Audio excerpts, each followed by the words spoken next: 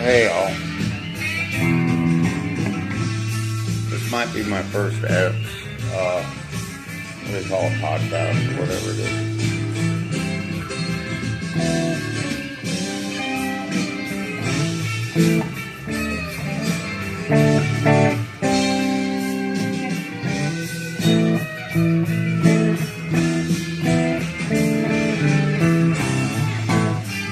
Oh yeah. So, hey, I just turned 60. I heard RFK, well, for the second time today. I've watched the same one before. Talk about the worst time during aging is between 60 and 70. I just turned 60. That's fucked up, you know. I've been pretty hard on myself my entire life. Yeah. In a nutshell, man. Yeah, I guess I could fucking say it. I was born in Long Beach, California. Parents divorced around 5. Dad came to Hawaii. I stayed in Long Beach with my mom. Got hooked up with, well, that's another bunch of bullshit. I can get into a bio whenever. I guess my intention for this is to share knowledge, share the knowledge of my life. And that, actually, the bio plays into that a fair bit, you know? Yeah, it's my experiences, strength, and hope, you know? I did 22 years in program. I fell, I'm not in it anymore, only because I don't want to change the system. You know, I came to the realization that, well, I can go into that. Anyway, I did 12-stepping for 22 years. All those values and morals are concreted in me. You know, right now I smoke weed and chew on coca leaves, you know. And that's about the extent of it. I'm cigarettes. I started cigarettes a few years back. I got into Tesla Waters because at 55, I finally started playing the guitar. I was already severely deaf in both ears. And it was a journey. And I got one dude, my business partner, best friend, fucking kid, name's Connor. He, you know, we met, and he was there's a word for it, it's losing me, empathy? No. If somebody knows, put it in the comments to do that. I've never done this before. Epitaph, I think, of my kids. You know, he was, I got 2 sons, and, you know, when they were kids, I was raising them to be my best friend. You know, dirt biking, guitars, paintballing, fucking, snowboarding, everything I loved to do in life, I wanted to share with them. Guns, you know, hunting, and did things like made them go to 4-H. Because, you know, nobody ever did that for me, but I want them to have the realization that whenever they eat meat, they're taking a life, and to be grateful for that animal or whatever, giving that life for them to eat. You know, that was important to me. And a lot of that came from my dad. Yeah, I mean, he was a great man when we were younger. I could have never asked for a better father. It was perfect. And I hate that fucking word. That's just like a token chick word or something. But my dad was absolutely perfect for me in the state I was in at the time we were rejoining. He had been a bartender most of his life. He struggled with alcohol. I've been sober for shit, ages. She's 80-something now. But when I was a kid, let's go back to where I was, earlier. I was born in Long Beach. And my parents divorced around about 5. My dad moved here to Big Island, Hawaii. Right around that same time, a few years later or something. And he tried like hell.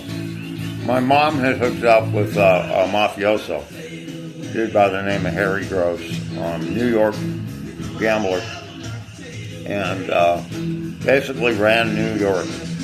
Serpico he was mentioned in Serpico. He's not that famous though, probably because he did kill some people. So, yeah, he's not. He's not very well known for some reason. I don't know. He was up there. He was paying New York police from the commissioner's office on down millions. He owned the police force there. But anyway, so when I grew up, I had my dad and my mom, like most people. And then my dad was a pretty standard blue-collar guy. He was a bartender. My mom was a cocktail waitress. But, he bought a house, fixed it up, did all the work himself. I was with him. He made me toy boxes and shit, and I helped him do that. Very handy, for want of a better word. And that was like my role model. I mean, he was there for those 5 crucial years. And my mom was fucking psycho. I hate to call her a bitch, but you gotta call a bitch a bitch, I love her, and I understand her. I understand why she did, what happened. I can't justify her, but I understand it. And, but anyway, that was a whole turmoil of life, going from my dad who running around in his white coveralls all the time, painting the house and building shit and working on electronics and fixing the TV, all this shit, fucking very good upbringing. They fought. I have a few memories of them. But that lasted until I was about 5, and then Dad's gone, pretty much unexplainably. Harry is in my life. Now like the role model switch, I don't know what to do. My mom is bad-mouthing my dad, horrible things. True, but, a lot of them were true, but way, way, way overly exaggerated. And my dad, couldn't do nothing. She had Harry's lawyers going after my dad. He couldn't do a fucking thing. What's he gonna do? Poor little fucking bartender up against the mafia lawyers, So basically it was a done deal. He worked his ass off. He spent thousands. He fucking, he really, really, really tried to get me out of it and failed. And that's too bad. Well, that's not. It is. It's life. Life is life. I gotta fucking play some music too. Anyway, I love this one. So it was very uncomfortable growing up. And I had 2, because when you're that young, you look for the dominant male to learn from. And first it was my dad, and he taught me a lot then it went to Harry. And then my mom became the dominant figure, and that just wasn't really working out. She was full-blown alky at the time. And it was bad. It was very bad. So right around 12 or something like that. I can't even remember. 13, 14, maybe 14. I don't know. It was right around puberty. Right just after puberty, pretty much. And I come to the decision that hell would be a better place than where I was at. The exact words Harry Potter said. There's nothing that could be. I forget what he said, but I said those same exact words in my head.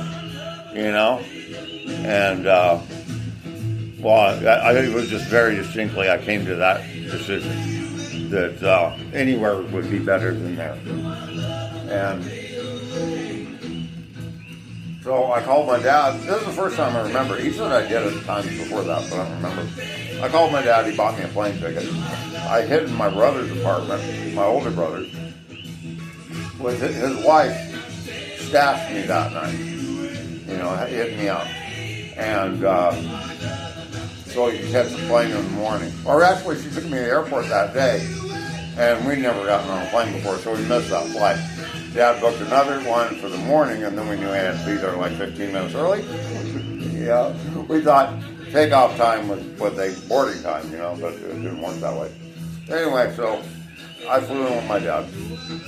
I was scared, confused, abused, just unstable person. Very messed up. Very messed up. But I still had those first 5 years with my dad, you know? So when I met him, he was just very accepting and suggested everything and let me grow on my own and figure shit out. And, you know, naturally when you're a growing man versus the lead man, you know, they're trying to tell you what to do. You know, they're the dominant male. But he never tried to tell me. He didn't want that confrontation. He suggested. And so I'm always getting that input. And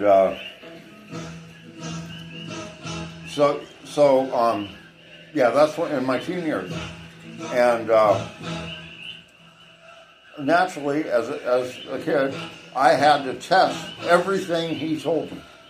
Everything to the extreme. Make damn sure it was fucking bulletproof.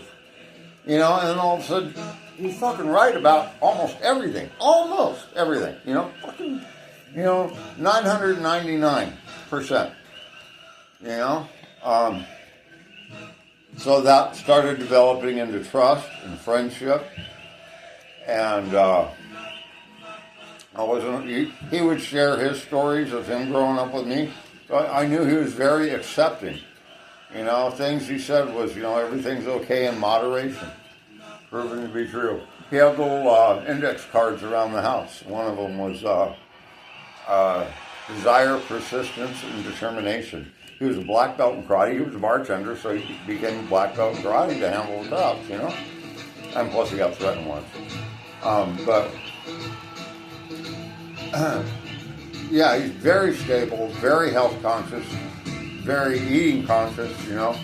Taught me how to eat, taught me about the benefits of taking care of your body and working out, and taught me how to be honest and truthful, and you know that you know there should be no secrets. For a long time there was no secrets between me and him until I caught him in a little fucking.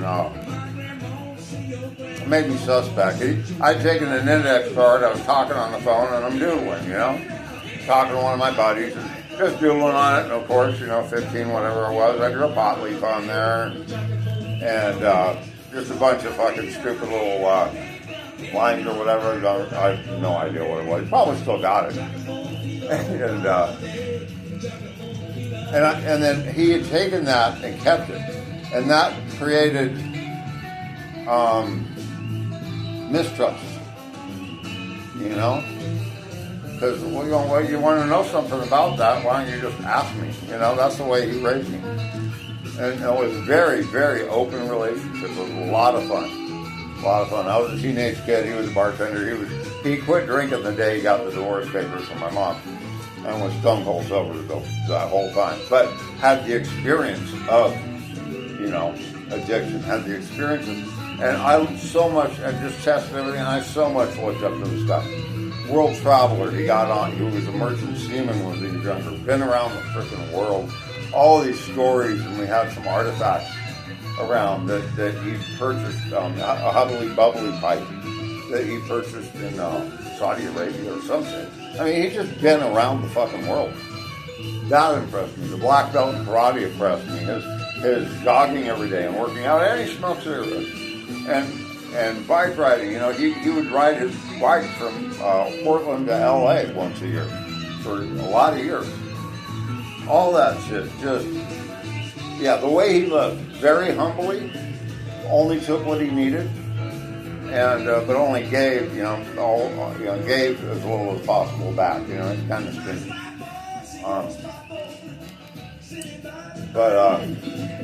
It was just the perfect thing, There could not have been anybody, been through hell and back, and had the experience to raise a kid who's already been through hell and back, So I was getting up. Okay, that was my growing up years. At right around 18, 19, I got in a motorcycle wreck on a friend's bike. And the friend was just here, actually. He'd spent a lot of time. I'm not going to mention any names, but it was really kind of weird. Because he just showed up as a kid I'm referring to. Me and him stole cars all kinds together when we were kids. Partied like rock stars. We never intended to, we were joyriding and things happened, but we always intended on returning it. We weren't But he made some bigger mistakes as time went on. And he ended up spending 35 years, roughly, in a penitentiary. And, he'd been out for about 5 years now or something. And he came over and stayed at my house here. And it was just really fucking blatant. He had a 35-year gap in his life. It was just weird, because it was just there's all this experience where I've been living and everything up to, he got out and just by the social interactions, everything, his experiences, his level of maturity or level of experience. One of the maturity doesn't really fit because he is very mature. But level of experiences, I guess. It was weird because there's 35 years taken out of this man's life, and it's blatant, you can see it. But it was a good time. Anyway, so I borrowed his motorcycle, I was riding it, and had a girl on the back, and I saw a stop sign too late. I wasn't going to be able to stop for it. And in my dumbass thinking, I said, well, I'm already too late to stop. If I get on it and blow through it, I'll be out there less time, so it'll lessen my chances of, getting into an accident. So I gunned it, and right as I did, this beautiful 72 Nova, beautiful fucking car, came right in front of me. I T-boned it. The girl hit the tank, hit me, pushed me into the tank. I broke my hip in 2 places, ruptured my spleen, bruised my kidneys. And then she rolled over me and landed on the other side of the car. The car kept going. I had my left side got caught in between. I turned my left foot around backwards, broken my knee, broke my femur, or stabbed my hip in 2 places, my elbow, ruptured my spleen, and the doctors then told me if it would have been 5 years earlier, my injuries were so extensive, had it been 5 years earlier, they wouldn't have been able to save me. So it's by the grace of God or whatever that I was here, and I lived through that. And that was one of my first near-death experiences. I've been through a couple. I'm pretty much a mariner, and anybody who's a mariner is, tough motherfucker. Oh, so I was getting out. That's how I started my life. Basically, I went down and tried to do the whole life thing. That's a whole different story. I'm sure it'll come up. Trying to just get a quick rundown. The health is what I'm talking about now. So I was 6 months in the body cast. I was pissing out blood clots out of my dick the size of like that much of my thumb. You want to talk about some fucking pain? Yeah. I would just fill up so full and there was nothing, you know, and just blah! I had to lay outside and shit. I was in a 3/4 body cast. You know, I think after a couple of months, and it's probably after 6 weeks or something, they hinged the bottom, they hinged my knee so I could start moving and putting weight on that. I fucked myself up. So then, that was a good part. Yeah, just a brief overview. Then I'd moved back in with my dad at that point, so he took care of me, you know, epic, and taught me kindness, and all, you know, he was just the perfect fucking dad. And you know, once I started getting better, healing, then there come up the question, hey, I'm 19 years old, still living with dad. What are you gonna do with your life? You know? So my dad said, you know, if ever I want to go to school, I can live there. You know, either go to school or work, you know? I think he wanted to be a roommate. So that's what the kind of the relationship I wanted with my kids, too. Just best friends, you know? And, so I went to college. I did a semester, maybe two, at the community college, trying to figure out what to do. That age, no clue. Everybody said computer system analysis is the wave of the future. So I did whatever, semester 2 there, and I learned Cobalt and Fortran. Dating that. I had a Commodore 64 when they came out, and that was, I think that was my first computer. So I did that, and then summer came, and I'm still broke. I have no job, no money, living in my dad's house, 19 years old. He always, you know, made sure I was aware of the fact that 18 is cutoff date, you know? So you gotta learn this shit, and you gotta learn it quick, you know? And that's a lot of what he taught me. How to survive in the world, you know? What a dad does. Dad's only fucking job. Teach your kids how to survive in the world. Teach a man how to be a man. And he did that. Epically.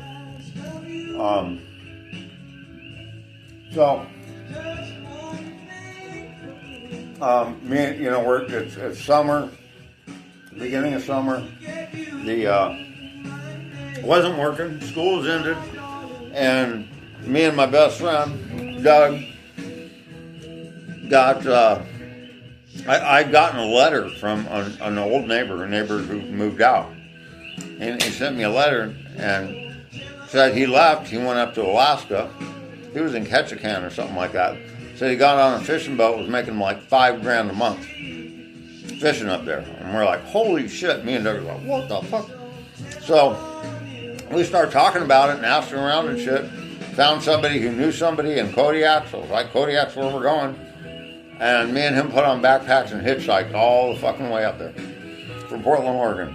His dad, Doug's dad, dropped us off the Welcome to Washington sign on I-5. At the time, you could still hitchhike on the freeways. And we had these fucking packs that were like 4 foot tall, and shit hanging off them, tents, sleeping bags, fucking cooking utensils, everything. We had $300 between the two of us to do this fucking journey. I don't know who had how much or what, you know, it doesn't matter, but you know, we pulled our money together and had $300. And we're going to go to Alaska and become fishermen. And you know what? We did. We did. I forget how long it took us to get up there, a couple of weeks, I'm sure.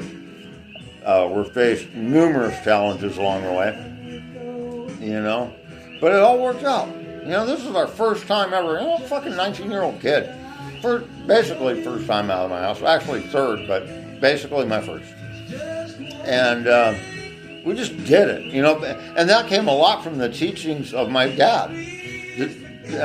Desire, determination, or desire, persistence, and determination. Another one was anything the human mind can conceive and believe it can achieve. You know, these little fucking index cards, they were just inspirational, you know. Fucking foundation for life. And That's what, and I'd give them that. He gave me some fucking huevos. And it's like, yeah, we're going to do it. All our friends are joking, We're going to end up living in igloos and freezing to death and all this shit. And it didn't work out that way. We both got there and we both got on fishing boats.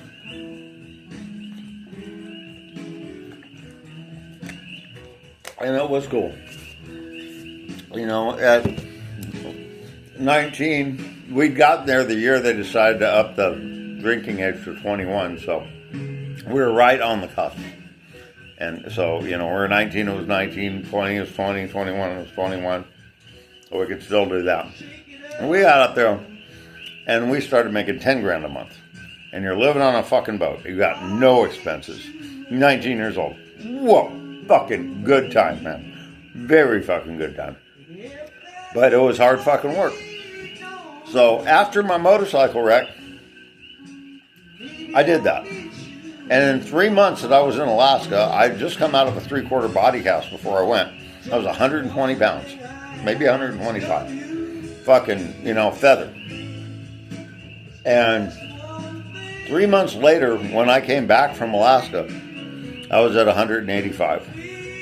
About a pound a day of muscle I put on. It was so fucking horrific. In the beginning, I would have to sleep on my chest with my hands like this on my shoulders to keep them open. Because if they had closed in the night, I wasn't going to be able to reopen them in the morning.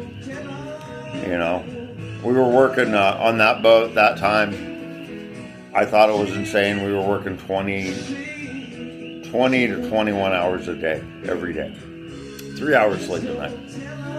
And that was, to me, insane. You know what? Our first trip out, I did a day and fucking never really worked before. And I'm like, holy shit, kicked my fucking ass. 20 hours straight. And then we lay down. Nobody says nothing to me. 3 hours later, engine alarms go off, firing up the boat. I'm like, what the fuck?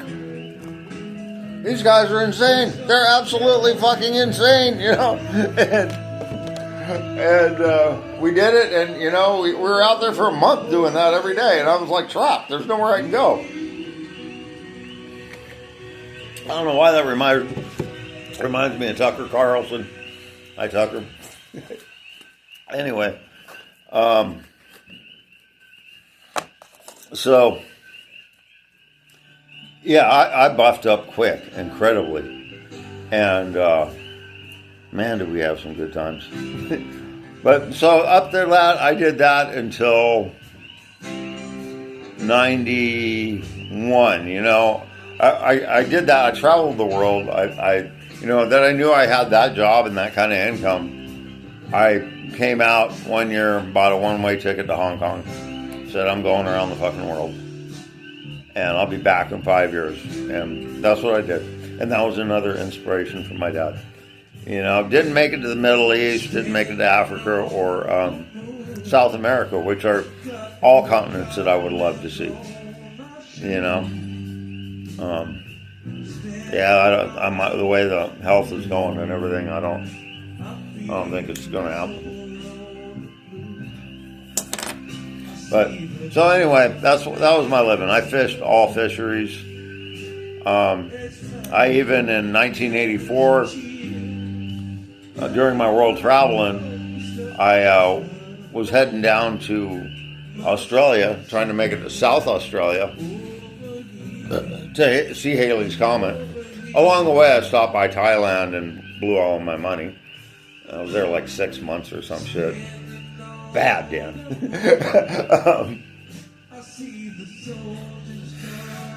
It was a lot of fun, though. So I get to Australia. This is in 1984. So anybody who's ever seen Crocodile Dundee, I don't know when it came out, but it was after that. And we, got down there, and I was broke, flat broke, but again, who cares? I had a ticket out of Australia, but only to Singapore. So I wasn't, I couldn't really, that was it, and I landed there. I may have had $1,000, $2,000 on me, something, but essentially broke, no job, no money, didn't know anybody, I found a hostel, talking to people or whatever, a place to stay. So I got there and immediately went to work trying to make some money. Darwin's a fishing port, Barramundi, fucking Crocodile Dundee. Went down there, did that, man. I was out there gallivanting in fucking Barramundi and trying to make some money to get out. So to get to southern Australia to where I could see Halley's Comet was the only opportunity that I felt was going to be in my life and come back. Long story short, it's a whole nother story on its own, like most of this shit. I ended up in jail and then asked to leave, and they canceled my visa, and I went to, I got a ticket back to Singapore. From that point, I was broke. I had like $300 I stole off the boat, actually, but, it was pretty much my share of the fish. And, I landed in Singapore. I knew there was English teaching in Taiwan, and I was broke. I wanted to go back to Alaska, but I didn't have the fucking money. But it was the option. I talked to my skipper and was getting ready to go up there, but I really wanted to stay and keep my commitment. And I did. I landed in Taiwan with $40 to my name, not knowing a soul, couldn't speak the language, nothing. And that was it. I had a ticket out from there to Hong Kong. And, it was like the trial of my life to, that was as low as I felt comfortable of going. Or not low, I guess. I wouldn't even call it low, because it wasn't low. It wasn't like a low point in my life. I was in fucking China. Learning their culture, learning, seeing their shit, meeting people daily from every corner of the globe. It was an amazing time. And, but to test, my abilities or whatever, I kind of did it to myself. And so I landed in Taiwan, $40. I found a hostel, or a new hostel.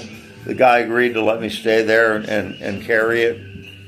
Bunch of shit. But anyway, I spent 5 years on and off there. I used it as a base.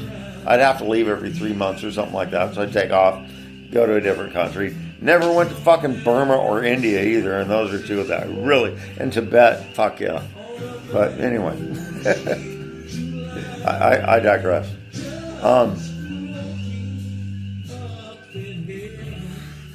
So, from there I ended up, somehow, unbeknownst to me, learning how to speak Mandarin fluently. Before, I was about the equivalent of a 10-year-old. And after being there 5 years, now time goes on, I can still converse, but I'd say I'm about a 3 to 5 year old, as far as my abilities. I've forgotten a lot, but it has come back fairly quick whenever I get stuck in that situation again, So I'm just doing a brief overview. I don't want to lose the topic of this because it is actually health, I got all my normal vaccines when I was a kid, which those are all normal vaccines. Shit they got going on now, son. So,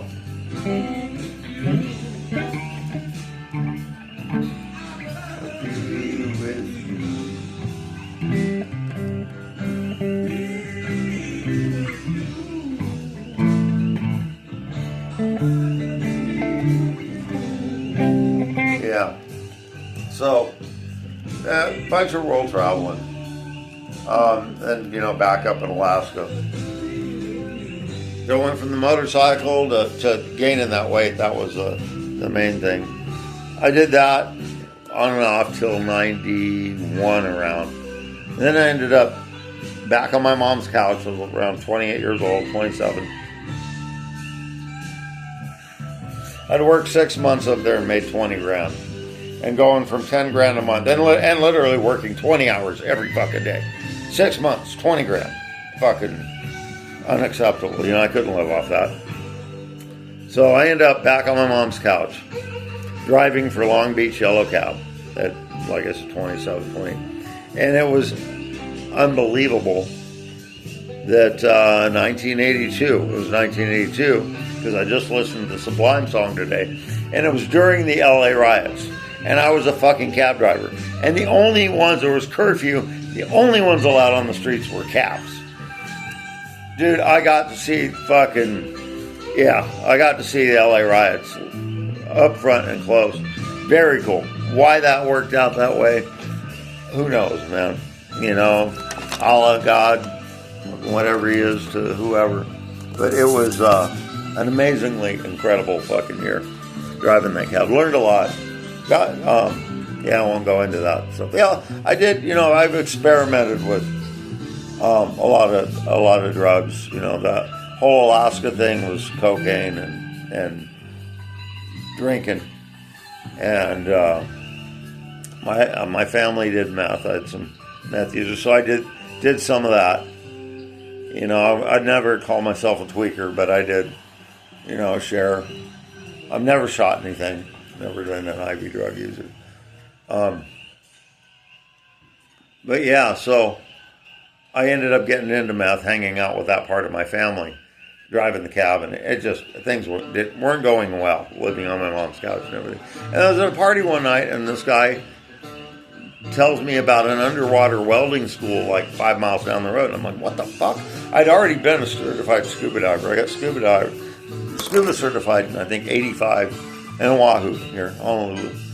And for working on the boats, you know, I saw up there somebody got line in their wheel or something, and there was no divers around. They got to fly out a diver from frickin' town, you know, charter plane, thousands, man. It's like, I get a fucking dry suit and, you know, and my cert, I can go cut line out. It's a definite money maker, you know. So I did that in 85 or something. And this guy's telling me about an underwater welding school. It's like, well, what the fuck? I'm a mariner, you know, and I'm a diver. What a better fit. You know, why? I'm so blessed by the experiences I've had in my life.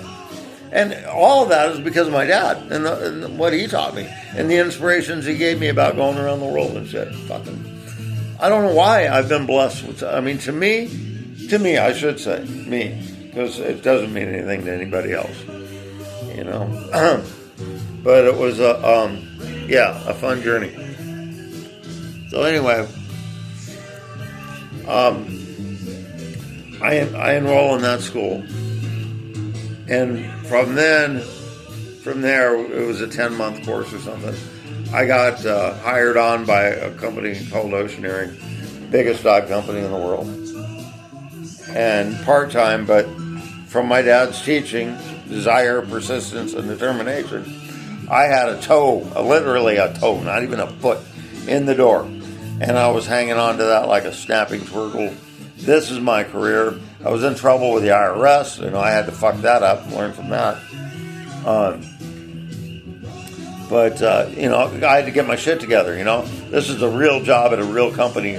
You know, this is my fucking retirement, is the way I saw it. That was my midlife crisis. And so I became a commercial diver.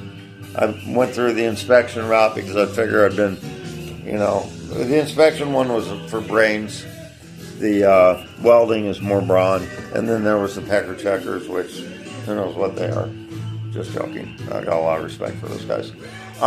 So from that, that was my dream job, and that's what I've done ever since. I graduated in 93 and ended up owning my own company in 2000. I took it to American Samoa. I had my own hyperbaric chamber, barge, everything. It was a very good setup, and we're duplicating that here basically. And but yeah, so you know, first it was a fucking motorcycle wreck. Then the years of fishing, and then when I was in Samoa running my own company as the owner, I make the less money and I take all the risks, you know, and I ended up getting type 2 DCS, which is decompression sickness, the BIMS, which it's nervous syndrome. I got it in my C1. Now I know it's a C1. I was going to say lizard brain, but I could actually feel bubbles popping in my neck like somebody'd opened a can of Coke or something. and wide it out, hit the deck. My brother was there. We had another guy there. They got me into the chamber. I was so close to death. I was puking, and got me in there and under pressure. And that was a hard hit, man. That was a hard fucking hit. I've been hit once after that. Yeah, type 2. I've had 2 type 2 hits, all kinds of type 1. But it was another brutal, physically demanding career and getting bent. I had to go with a 30-pound fucking helmet, 27.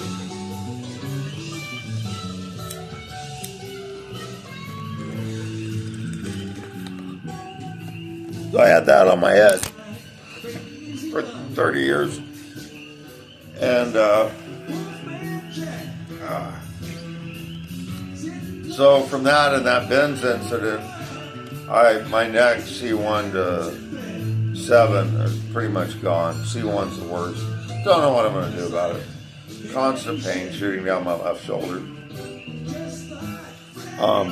My ankle got turned around backwards. That's given me trouble my whole life. But I was a trail runner. I ran 3 miles a day for years. It went out sometimes, but I never stopped. And I worked out, always ate well, kept physically fit, taking vitamins.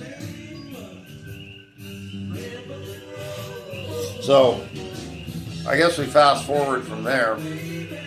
Oh yeah, no, fast forward from there, yeah. I went down, I lived in American Samoa for 5 years, ran that company. Then I got Crohn's disease. I think I got a parasite, Strongyloides stercoralis. And because they couldn't figure out what it was or kill it down there, I ate some mussels. I ended up shutting down the company and flying back to California and got diagnosed with Crohn's disease. That was right after all the bends and all that shit. And I think I had that parasite in me so long that my body from then on just out of the blue, we got to kill something. And, it's an autoimmune disease and fucked me all up. So I went through years I'd get up every morning, go run 3 to 5 miles. I own property right on the BLM, so I'd just go out there and, take some butt wipe with me, and I'd have to stop 4 or 5 times. Did that in California, did that when we moved to Oregon, and stop and take 4 or 5 shits along the way. I'd literally shake all the shit out of me every morning. That's how I started my day, and it worked. It worked good. But I was running on, my left leg. And then one morning I woke up and had just run the day before, and I get out of bed and I put weight on my left leg, and my knee, just like somebody stabbed it with a fucking knife, man. It was like, holy shit, I hit the ground. I'm like, what the fuck? My leg's gone. Ended up going in, and I had one of the side effects of underwater welding, I guess side effects, is electrolysis eats metal. So like after every job, a long welding and rooting job, all your fillings are gone, and you have to get them redone. Because the electricity running through the water literally eats the steel. Well, when I got in that motorcycle wreck, they had wired my knee back together, and they left the wire in there. And all the trail running I did, and all with all the fucking underwater welding and shit I did, the wire had literally disintegrated and turned into like a Brillo pad, and it was just in there. All the running I was doing, just eating everything up. And I ended up getting a knee replacement. That was like 6-7 years ago. From that point forward, it's like everything is coming back. There's a saying, what you do in your 20s, hit you 1,000-fold at your 50s. And it is, man, it's coming on like an avalanche. It's, So, I got my knee replaced. then my eyes went out. Oh, I think my ears, I found out I was severe in both ears. Then my eyes went out. I got a detached retina. Oh, first I had cataracts. I got LASIK. Then I had a detached retina. And that was in my right eye. And then my left eye was about ready to detach, so they welded it on. Had to do surgery twice, I think, on my right eye. And my hearing was gone. You know, barely saving my sight. I was literally blind for about a year. I was still driving and shit, man. Scary fucking car. Yeah, but I wasn't gonna quit, you know. All those fucking surgeries and shit.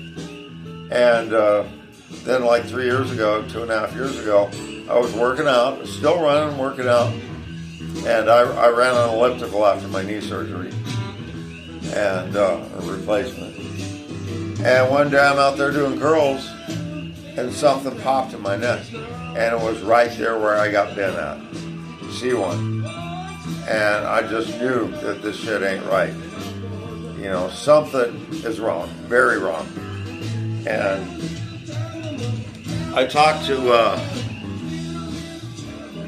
you know, I went to I got Aloha Care, which is Medicaid, you know. I run a company, you know, thing where we did almost $1 million last year, probably going to do another $1 million. But this is for Connor, he's a kid, it's his life. I require very little. I lived out of a backpack for 5 years going around the world, you know. Material things don't really mean much to me. You know, the things you use while you're experiencing your time here. And that's, yeah, I'm keeping the topic of health, but I also want to keep the thing of sharing, you know, inspiration. And, yeah, so whatever the main topic is, the subtopic, the main topic is always going to be sharing inspiration. So, anyway, that started my, that was the beginning of this mess that I'm in now. I actually texted, or what do you call it, messaged Telsey, because her parents are here. And I understand they can't do much with, you know, a lot of the stuff. You know, they're good at fixing broken bones and shit, but a lot of the stuff is out there, you know. And so it took me 2.5 years going through this Medicaid program for them to MRI my neck. You know, they first I had to do weeks of physical therapy, and it was just ridiculous. And they drug it out for 2.5 years until it got really bad. And I forget what happened. I moved or something. Boom, instant MRI, and then boom. Oh, no shit, you weren't lying. You're fucked up. You know, all the way down, man. And yeah, I'm losing my right arm, and which is my picking hand. That sucks. Yeah, but so that was my first bad experience with him, you know. I ended up flying to Thailand for stem cells this time, and cost me like 20 grand. And I got him shot in my neck. I think my neck and my ears. Yeah, my neck and my ears. I think that was it. And unfortunately, they made little progress on my neck. The good news is I've got getting sight back. It's still a funhouse mirror, but it's slightly a funhouse mirror. Getting sight back in my fucking right eye from the stem cells. No, undoubtedly. I mean, in my last eye exam, the doctor's jaw is dropping and it's like, this does not happen. You know, your eye is fucked. It's that way. It can only get worse, and it's better. You know, you're like 500 times better than the last time I saw you. And incredible. Yeah, so I got that, and then in my left ear, it went from severe to moderate. hear loss, but my right ear went from severe to profound. So that's a whole nother thing. And I was severe in both when I started playing guitar, and it's fucking beautiful. I guess I'm waiting for a good song to come on that I'm not going to be able to resist. But yeah, so it was 2.5 years for the MRI. Now, during this time, I haven't been working out, doing cardio, anything. I fucking hurt. I hurt bad. The more I do, the more I hurt. And I'm not a sit around on my ass individual, you know? I've been working 20-hour days my whole life. 12, 16. It's what I do. I love my job. I love, you know, my dad gave me the ability to create my own life by those teachings. That's so fucking awesome. And I've done it. I fucking dig my life. I mean, some of the shit we do, you know, a whole other fucking chapter in this shit if it keeps going. Yeah, but, so, during which time, the ankle that I turned around backwards in the motorcycle wreck has gotten 50% worse. My knee that's been replaced hurts. I was supposed to get it x-rayed to x-ray and test the plastic, but after 5 years, I tried to do that here, and I got from the guy, here's your x-ray. What do you do with it? And I'm like, what do you mean? And it's like, no, take it back to the fucking Oregon where you have the knee replacement. I'm like, dude, I'm supposed to just get it checked by a doctor, not, you know? They told me, take an x-ray, you look at the plastic, make sure it's not worn out, because the plastic's easier to swap out than doing complete knee replacement. So every 5 years, I get an x-ray and they look at the fucking pictures, you know? And it was, they finally, after months, they did the x-ray and just gives it back to me. It's like, what, you know, I need to follow up with an orthopedic or whatever, somebody who knows what it is to look at, you know? And just treated like a piece of shit. You know, I won't even say how much the taxes I pay. And that's what I want for the good of my family and the people around me. I would not feel good about taking $1,000 a month, or it's more than that, for myself for insurance. You know? I'd be taking away from all the people I love. That's fucking not right. You know? And I'm a tough guy. I can fucking go through it, but that's fucking ridiculous. Ridiculous. You know? So that went on with my knee. Now my knee's starting to hurt again. My hip, which was broken in 2 places, and then, you know, in order to fix my femur, they fucking went in through my ass, got my leg straight, and literally beat a rod, 1/4-inch rod, all the way down inside my leg, through my ass.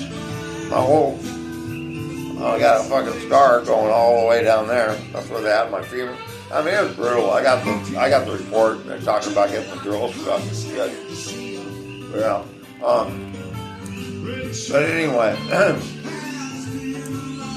they got me back together and they got me through life, and I've been deadly.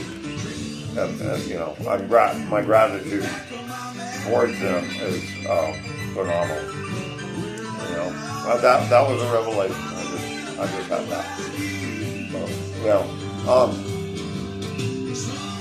So yeah, the hip that got broken and the femur, all that. I mean, I got so sick of the frickin' Medicaid, I got a direct pay guy who's actually also our guy physician. And yeah, so I forget what I was talking about. Oh, yeah, so I went to him. Oh yeah, that's right, he's our guy physician. So I went to him, you know, it's like, it's taken me 2.5 years to get an MRI out of the fucking Medicaid. And the rest of me is falling apart. So I gotta go talk, you know, I gotta go over there. I ended up with $150 a month, which is a lot cheaper than any other insurance. And it's just a scam anyway. All that, you know, they jacked the price up 3 times, so the insurance company has to pay 3 times the actual price. Because this guy, you know, MRI is $500 through him. The insurance company's got to pay $1,500. Why? Hospital gets a kickback? I don't know. I heard some of that shit on that, talking about how the insurance is rigged. Yeah, that sucks. That fucking sucks. So,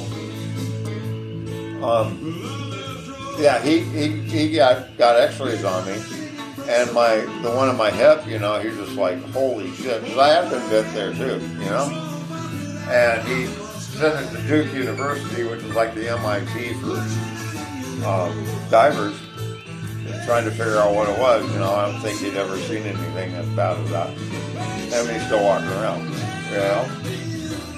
And my elbow hasn't given me too much, but my hands, that's the amazing thing too. The most amazing thing was through this whole thing about me being deaf and trying to learn how to play guitar, I had hearing aids. And then all of a sudden one day they cut off my hearing aid guy, not to mention a hearing aid, for like 2 years. I haven't had it.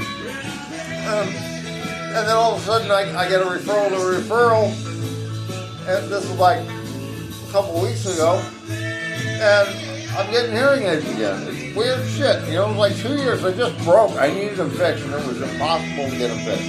And it's taken me 2 years to get back to where I'm getting another set. And it's fucking just horrible shit going on here. That's another medical issue I'm having over here.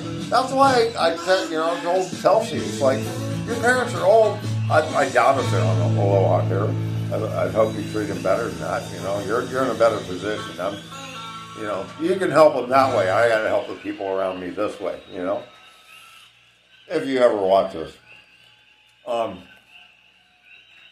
yeah, I'm totally honest. I smoke a little weed and I chew on some leaves. The leaves from my Crohn's disease. I've been here 6 years chewing leaves 2-3 times a week. 6 years, I've had one bout of Crohn's, and it was when I was on a job in Kona, and because they're non-addictive, they're fucking, all kinds of health benefits come from them things, just like they're talking about with tobacco now. I don't know if that's real or not, but, you know, it's not cocaine, it's just the leaves. It's like a tea, a strong herb. You know, it's kind of like smoking commercial, you know, if any of you are old enough to remember that, you know. Yeah, and the only time in 6 years that I've had a bout is when I didn't have any for 2 weeks, because I was on a job on Kona side, and I was over there, and I was just away, and we weren't playing music, and I didn't take anything out of it, and I got hit hard. And I'm supposed to be running this job, and I'm, you know, and it didn't even dawn on me that it was because I didn't have any, you know, I wasn't chewing on the leaves until, you know, after. But, I mean, the Medicaid, first, you know, years ago, right, when I was in Oregon, you know, that's when I was out there running and, you know, taking shits every morning. For my Crohn's, they told me, this Medicaid again, like, we've got this new drug, we can absolutely cure you, you know, blah, blah, blah. And it was Humira. And it wasn't like fully disclosed to me what was really going on. You know, more bullshit. So, you know, this shit is going to make everything go away, you know? Because I was out there shitting every morning, but I had to manage, you know, I was taking a Frizo or something I take. It's like a concentrated time-release aspirin, and it goes, you know, it just kind of takes care of the frickin' everything. You know, a little pain and swelling and whatever. But I've been taking that since I was diagnosed in like 04, so 20 years. Every day. Never a problem. But I was still having to go through that routine every day. So then they tell me, hey, we can cure you. And they start having me shoot myself up with the Humira. And yeah, of course, somebody told you, I mean, I have managed, but it would be better, you know? And I started doing that, and something happened, and I felt like I'd been run over by a steamroller, like every joint in my body had been broken. I was so fucked up. My youngest kid was 10 years old at the time, thank God, and it was like summertime.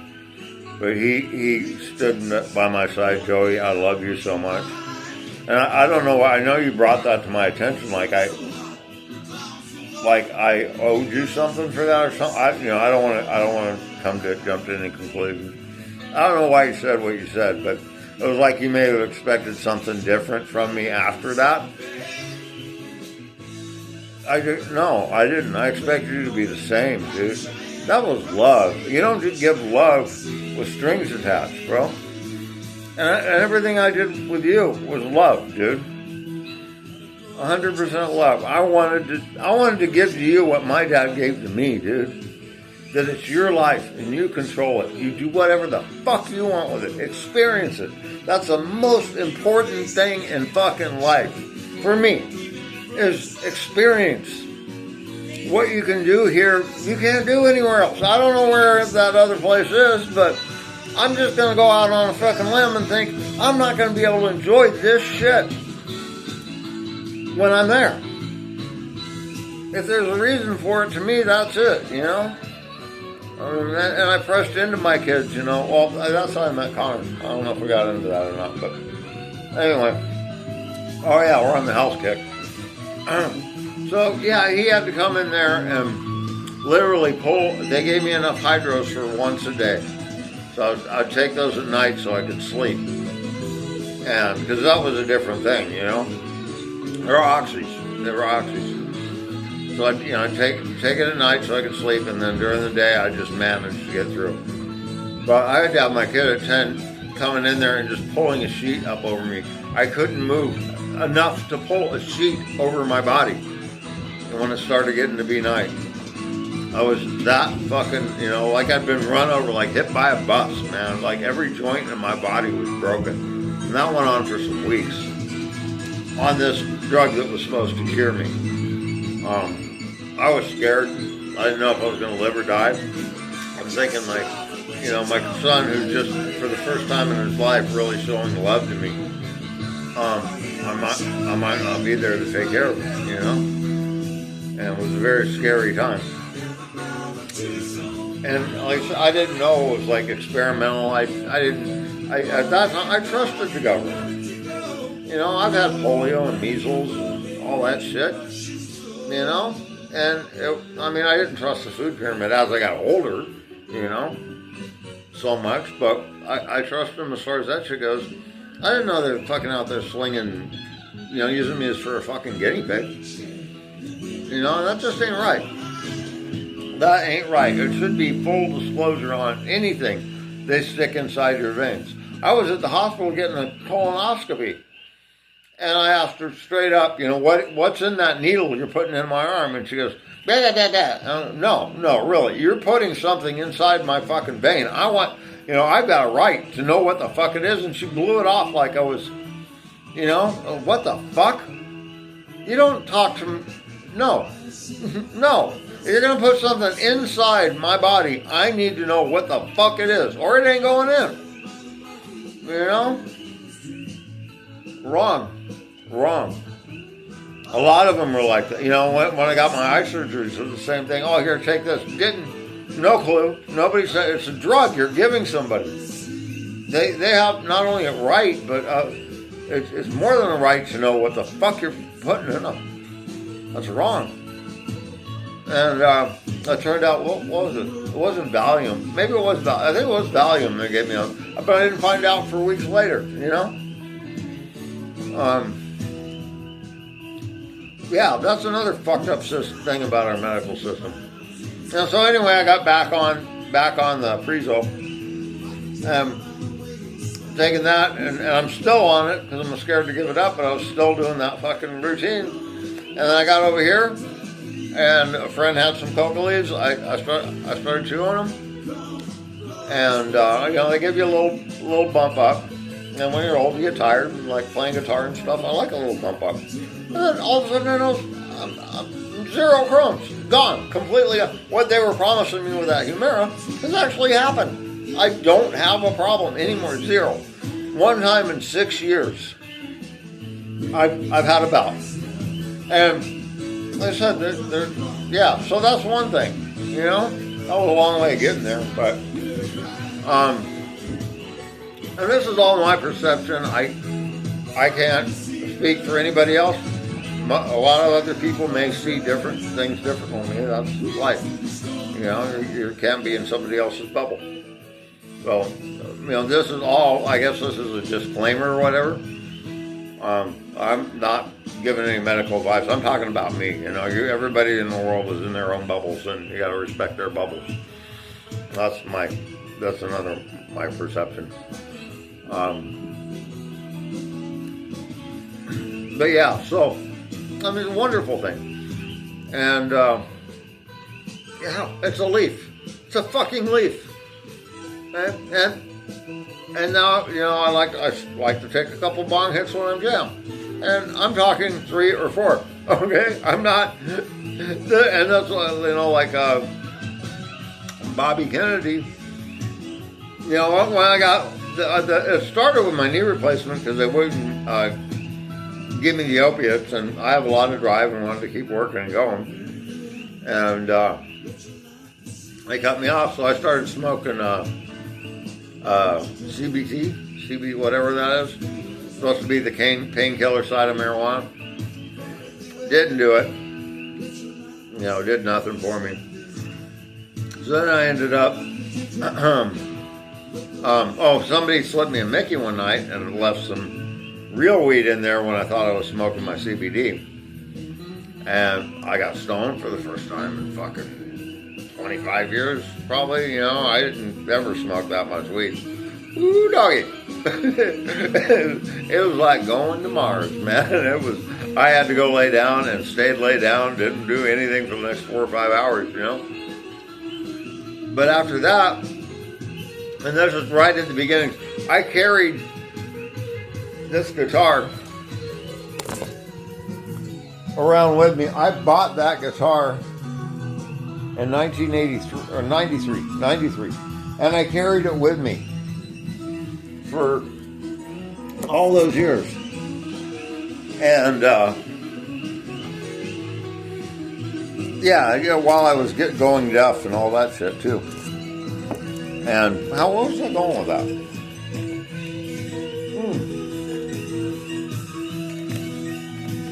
Oh, yeah.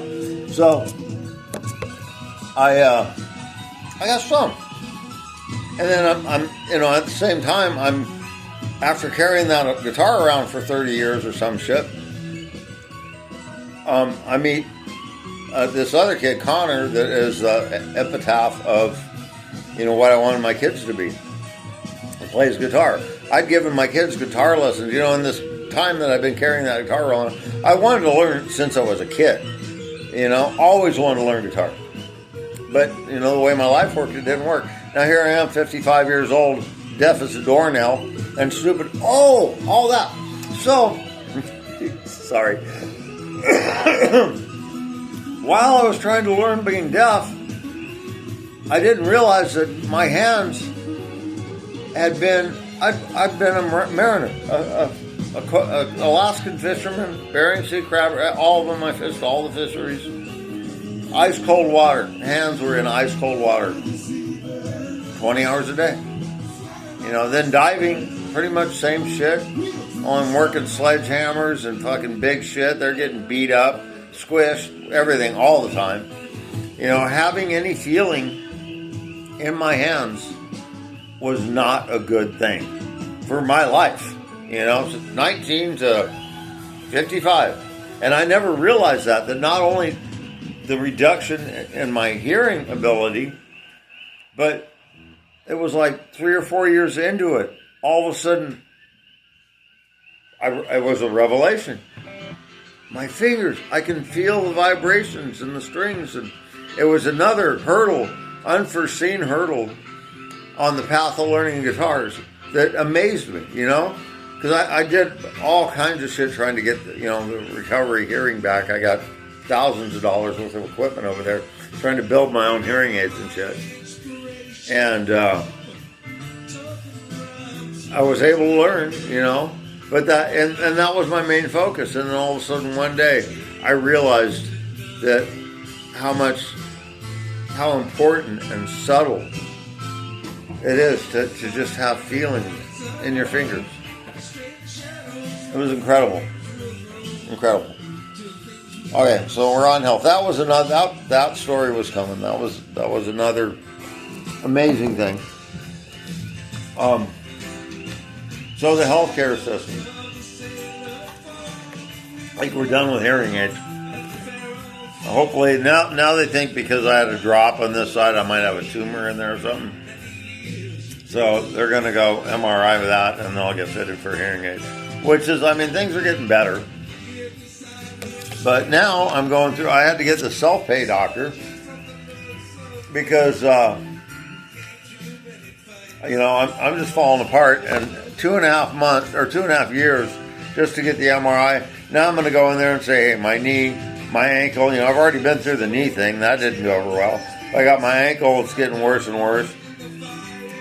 This elbow doesn't, come up all the time. But my back and my neck. And it turns out I've got a slipped vertebrae in my back, and my lower back too. Because I've been losing feeling in my right 3 toes have been numb, like asleep for years. Years. I ran like that, everything. I don't know why. I never knew why. I just walked it off. And now it's, I got an x-ray of my lower back, and I guess there's a slipped disc down there or something. So my right leg's going out too. Because my lower back's fucked up. Nobody's even looked at my middle back yet. Who the fuck knows? But, so now I'm on this fucking thing where, I get the self-pay guy to do anything. Well, meanwhile, dude, guys, I am literally suffering. I'm fucking 60 goddamn years old. I want to live my life my way. I finally get a referral down there to the, pain management. Yeah, I got a referral to them last year. They find some cocaine. They're calling it cocaine in my piss, and I tell them straight out, I have Crohn's disease. The fucking leaves help. Are they legal or not? I don't know. They should be. I'm not manufacturing cocaine. I take those for medical, and so they immediately label me as a junkie and put it out everywhere. I go to the ER. They refuse to give me any opiates or painkillers. Anywhere I go, it's like blackballed. What the fuck? So I turn my back on your fucking Humira and then, get wise to the whole thing. Give me a jab for a vaccine. Go fuck yourself. I never got vaxxed. I knew for a fact. I mean, just my own logic. I don't watch the news. That we fucking, you guys came out with that shit in like 2 months. I just knew the measles and all that shit, they worked for years, 6-8 years. And I'm like, there's no way, logically, you can do a trial and rule out long-term effects and all that shit. And you're fucking sticking it to everybody in the country. Literally. Fucking wrong. Wrong. I put up with this shit. I don't give a fuck. I ain't gonna, I had one fucking doctor go in there, I think 2 masks is better than pulling over my fucking head. What the fuck? And then, now, do they work? I can tell you they didn't work. I fucking wore respirators my whole life. I know for a fact. That's a dust mask. You want to keep a particle mask out, you gotta wear it. What the fuck kind of shit is that? It's fucking stupid. Anyway. Yeah, just fucking ridiculous, dude. Guys, peoples. So anyway, it's horrific. It's horrific. And now I'm literally, because my neck's been bad and the length of that, I'm wearing down, man. I'm old. I know I have used the living fuck out of this body, and I ain't got that much time left. And I'd really like to not be suffering in pain, and trying to get something that works. They're giving me shit. I've got Crohn's disease, so they give me something that a side effect is intestinal bleeding. Come on, what fucking logic in that? Then they give me something else that induces seizures. But what the fuck? I'm trading pain for going wacky? What that? No, not a fair trade. No, fuck you. You know, I know opiates will work. Fuck, I was in Thailand smoking the shit when I was a kid. I've had them a lot in my life. You know, like I said, with kicking the Humira. I had enough so I could sleep at night in that circumstance. Now, I just like fucking one to get me out of bed in the morning and moving around. Once I got momentum going, I'm usually pretty good. You know, but I'm a fucking old man, goddamn. It's fucking ridiculous. That's my rant on that. I mean, how do they sit there and watch you suffer and then try to give you things that are going to poison you or make you, you know, like the fucking intestinal bleeding thing? And what? And then the seizures? Really? Like, I run a company, man. I can't fucking... What the fuck? You know? It's stupid. And I'm fed up. I'm really fed up. And I don't know what to do. You know, I already flew to Thailand to get stem cells. And I'm trying, but I'm in a lot of fucking pain. And the politics that are intruded in our medical system about what's looking good or whatever shouldn't be there. It shouldn't be political. I should be able to go to my doctor and tell him anything and everything, which I have. You know, I am honest. Yes, they're my doctor. They need to know what I'm doing and be able to diagnose it. Well, I find out coca leaves, well, they're not AMA. We know nothing about that. Kratom, oh no, well, that's not FDA. We know nothing about that. It's like you can't be, shouldn't they know about it? They're your fucking doctor. They should be fucking responsible and saying, okay, well, that does have pain. You know, the kratom does have pain relieving properties. CBD don't fucking work. Kratom works, but the thing with kratom for me is I have to take so much kratom to kill the pain that I get stoned as fuck. And I don't like being stoned as fuck most times. I don't mind it right now. But, you know, I can't work like this. That's ridiculous. I can work on an Oxy 10. I can work. And be fucking, still be level-headed and fucking, yeah. So why, you know, why can't I get that? I don't know. Because they labeled me as a junkie because I took coca leaves. What the fuck is that? You know, they're labeling me and telling everybody. Oh, because it don't make any fucking sense. You know? It's wrong, man.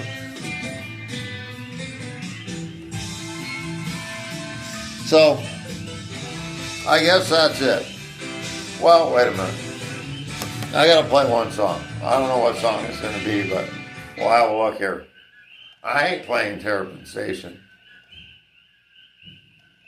Going down the road feeling bad? I think I got that.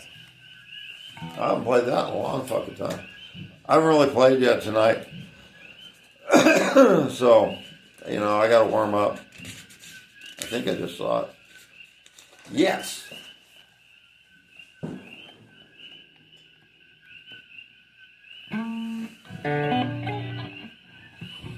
Yeah, you know, I hope this was enjoyable.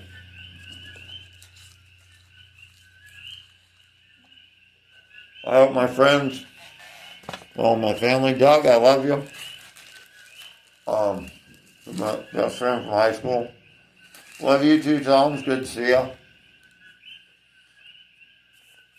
My kids, Joey and Urias.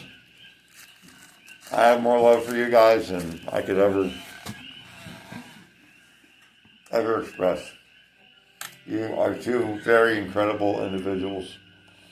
You guys came from paths that made my troubled past at that age look like circus. You know, I hope I made positive changes in your lives. And Joey, especially you, it was hard for us, man. We're two both very stubborn, strong-headed individuals. And, but I had to teach you what I know, too. Is that, you know, what my dad taught me. You know, you're 18. you are responsible for you, and that could be a good or a bad thing, man. Look at the life I've had. You know, look around at the people around you. You know, I mean, not everybody's into it. Not everybody's going to want to do what I did with my life, you know. Fucking Elon, he's fucking badass. And I totally click with him. You know, it's kind of like, you know, well, I don't get the fucking video game thing. But, you know, life is like, to me, it's like a chess game. And you set yourself a goal. Maybe it's taking the queen or whatever you want. And you just maneuver your way over to that. And then you get to do it. I've been mining for opals in Cooper Pedy, Australia. I've been frolicking through the poppy fields of Thailand. I've seen fighting crocodiles in Australia. I've experienced more life and cultures. The other part, understanding other cultures, how other people think, feel, live, breathe. And what I've discovered, the reason I chose China is because it's, in my mind at the time, it was 180 off. It was the furthest far away I could get from Western civilization. And I wanted to get to know them and see how they lived their lives and understand, you know, everything I could about them, because I wanted to figure out how to live my life. And I wasn't going to be satisfied with just, you know, my two dads. I mean, yeah, my dad, not Harry. My dad gave me that, the balls, the huevos, and the knowledge to do that. And fucking epic. So, you know, and I know for me and Joey, it was rough, man. But dude, I just wanted to give that to you. And you too, Urias. And I'm so proud of both of you. Joey, I'm going to tell you this, and I mean it. You know, when anything happens to me, you still pay rent to John. That goes into the trust that all you guys are going to share. Okay? You don't live in that house. You continue paying rent. Because it's all yours houses. It ain't yours. That wouldn't be, you know, don't play that, dude. Have love for your family. You know?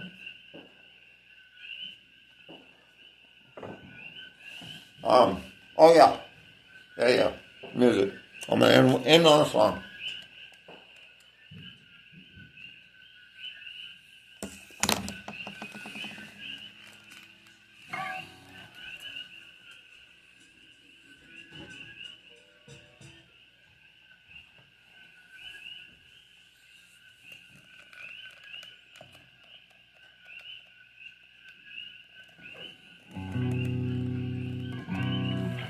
Oh.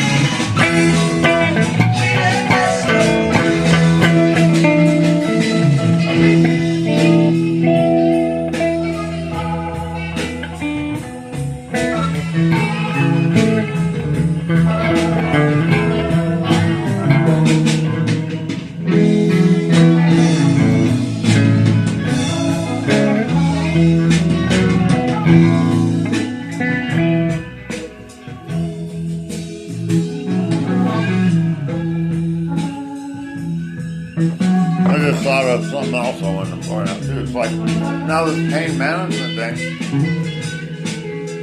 is telling me I have to give up my life to comply with her. I can't chew coca, I can't smoke weed. I have, and take her to fucking experimental or whatever they are, drugs. I mean, and I have to give up my life, like I'm in jail or something, I can't do, I've been here 60 fucking years. This is my fucking life.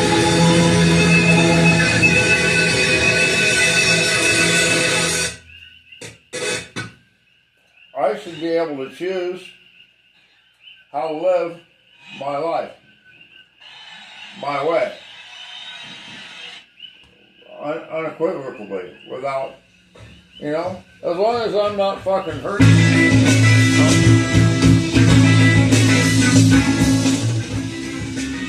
As long as my actions don't hurt or infringe on anybody else, what the fuck? And everything I do, I think, in my opinion, is positive. I love smoking weed. I mean, it increases my appreciation. I did most of my life without anything. And, even my kids are like, God, you're so much nicer when you smoke weed. And it's fucking, well, I only smoke when I play. Same with chewing. There's cause. I may have an occasional one now, hanging out with some friends or something. But, I smoke weed while weed puts me to sleep. Because I'm an old man. And the coca helps keep me awake. 2 or 3 times a week when I play. Sometimes, it's been once a week for the last 2 weeks. And I take 2 or 3 bong hits. 4. I got shit going on, man. I don't let it interfere. If it didn't interfere, I know what to do. I'd go seek treatment. Well, not seek treatment. I would fucking get back in program. But so this fucking drug dealer, certified drug dealer, is trying to kind of take my rights away. Say I have to live in her box in order for her to dispense any pain medication to me. That's holding me fucking hostage. That's literally holding me hostage. I have to change the way I live, change my behavior. As far as I know, they're both legal. I'm a very successful businessman. I mean, on my terms. I ain't no fucking Trump, for damn sure. I just bought a fucking boat. A 31-foot boat. That's a long way to go to give me one of them 747s. I don't want it, man. I mean, I'm sure it's great, but that's your bubble, bro. And damn, hell yeah. Fucking hell yeah. That's all I can say to that. Same with you, Elon. If you guys ever listen to this shit,